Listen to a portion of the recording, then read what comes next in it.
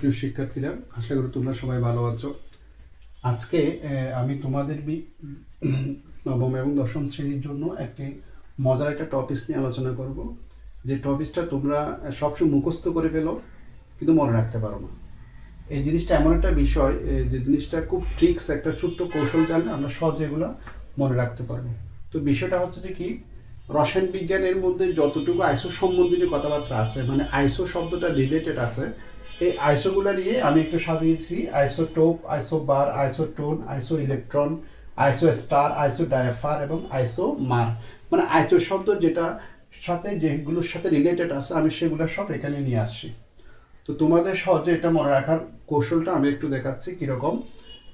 শুরুতে তোমাদের জানতে হবে আইসো মানে কি। আইসো মানে তো সমান। এখানে সবার আগে কিন্তু আইসো আছে, তাহলে আইসো মানে হচ্ছে যে সমান। এবার আসলে কি সমান হবে? আইসো তো বুঝলাম যে সমান, তাহলে কি সমান হবে? যদি আইসোটোপ বোঝানো হয় তাহলে বুঝবে যে প্রোটন সমান। কি সংখ্যা সমান? প্রোটন সংখ্যা সমান। তাহলে দেখো এখানে কার্বনের তিনটা আমি আইসোটোপ লিখছি। কার্বনের তিনটা আইসোটোপ হয়, কার্বন 12, কার্বন 13, কার্বন 14। হাইড্রোজেনেরও এরকম 1, 2, 3। এটার নাম হচ্ছে রোডিয়াম, এটা হচ্ছে ডিউটোরিয়াম, এটা হচ্ছে ট্রিটিয়াম। হাইড্রোজেনের তিনটে আইসোটোপের নামও কিন্তু মনে রাখবা। প্রথম যেটা 1 আইসোটোপ, এটা হচ্ছে প্রোটিয়াম, তারপর এটা হচ্ছে ডিউটোরিয়াম, তারপর হচ্ছে ট্রিটিয়াম। আর কার্বনের তিনটা আইসোটোপের মধ্যে কার্বন 14 আইসোটোপটা খুবই ইম্পর্টেন্ট। এটা দিয়ে পৃথিবীর বয়স, পুরাতন স্থাপত্যর বয়স, সেগুলো নির্ধারণ করা যায়। এবং এটাকে অনেক সময় তেজস্ক্রিয় আইসোটোপও ধরা হয়। তাহলে এটার মধ্যে কি সমান? প্রোটন সংখ্যা সমান। কারণ আমরা যেটা কার্বনের পারমাণবিক সংখ্যা হচ্ছে 6, তাহলে কার্বনের পারমাণবিক সংখ্যা মানে প্রোটন সংখ্যা, তাহলে পারমাণবিক সংখ্যা 6, প্রোটন সংখ্যা 6। তাহলে যাদের প্রোটন সংখ্যা একই তারা হবে যে আইসোটোপ। এবার আসো আইসো বার। বার মানে হচ্ছে বর সমান।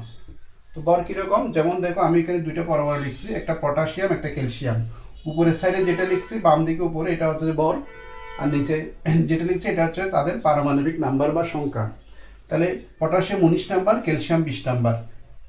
এই পটাশিয়ামের বড় 40, ক্যালসিয়ামের বড় 40। তো তার মানে কি দাঁড়ালো? দুটি পরমাণু বর সংখ্যা একই, তাহলে তারা হবে যে আইসোবার। মানে বার থেকে আমরা ভর বলবো, টোপ থেকে প্রোটন বলবো, টোন থেকে নিউট্রন বলবো। এবার যাদের নিউট্রন সংখ্যা একই তাদেরকে আমরা বলবো যে আইসোটোন। এবার নিউট্রন চিনব কিভাবে?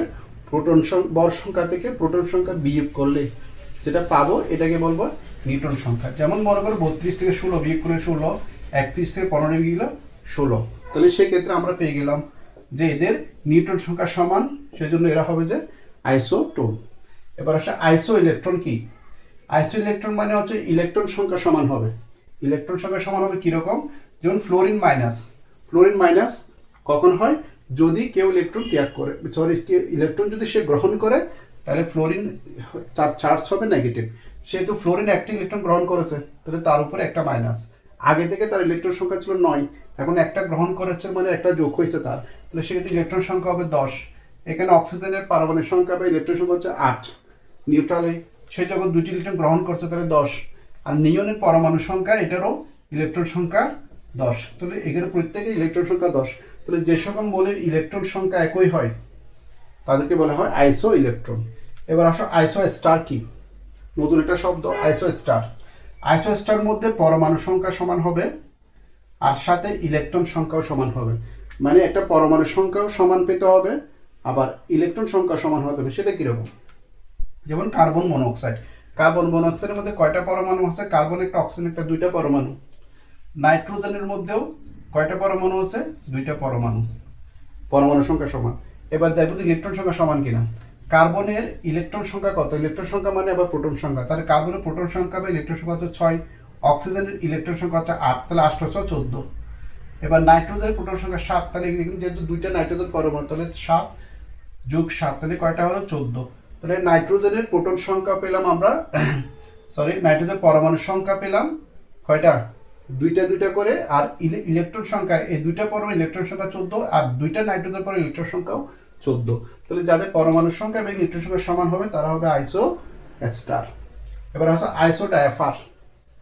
আইসো ডায়াফার মনে রাখবে, প্রোটন নিউট্রন সংখ্যা থেকে এবং প্রোটন সংখ্যার যে বিয়োগফল হবে, নিউট্রন সংখ্যা থেকে প্রোটন সংখ্যা বিয়োগ করলে যে মানটা পাবো সে মানটা যদি সমান হয় তাহলে এটাকে বলবেন আইসো ডায়াফার। মানে যাদের ক্ষেত্রে প্রোটন এবং নিউট্রন সংখ্যার বিয়োগফলটা একই হবে তাদেরকে বলবো আইসো ডায়াফার।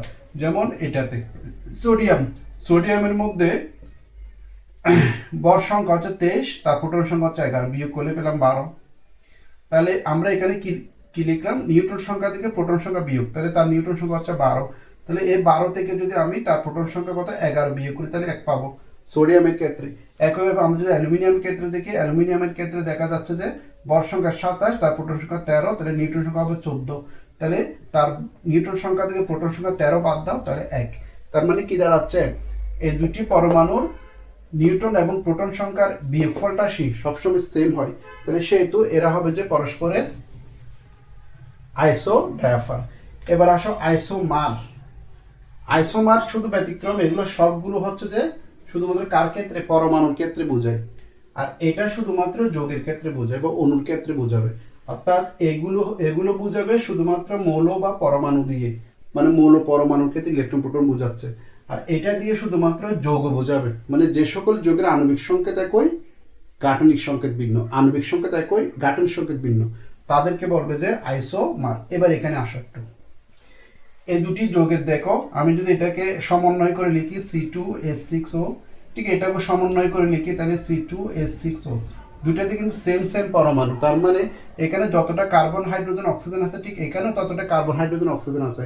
তার মানে তাদের আণবিক সংকেতটা একই রকম, কিন্তু গাঠনিক সংকেতটা ভিন্ন। এবার গাঠনিক সংকেত কিরকম, যেমন এটার চেহারার সাথে এটার চেহারা কোনো মিল নাই, কিন্তু তাদের আণবিক সংকেতটা একই হয়। তাহলে মিল নাই যখন, এদের একটা নির্দিষ্ট নাম আছে, এটা একটা নির্দিষ্ট নাম আছে। যেমন এটাকে বলা হয় ইথানল, আর এটাকে বলা হয় ডাইমিথাইল ইথার। তাহলে এই যৌগটা হচ্ছে যে শুধুমাত্র যৌগের ক্ষেত্রে, অর্থাৎ যে সকল যৌগের আণবিক সংকেত একই হবে, গাঠনিক সংকেত ভিন্ন হবে, তাদেরকে বলবে যে আইসোমার।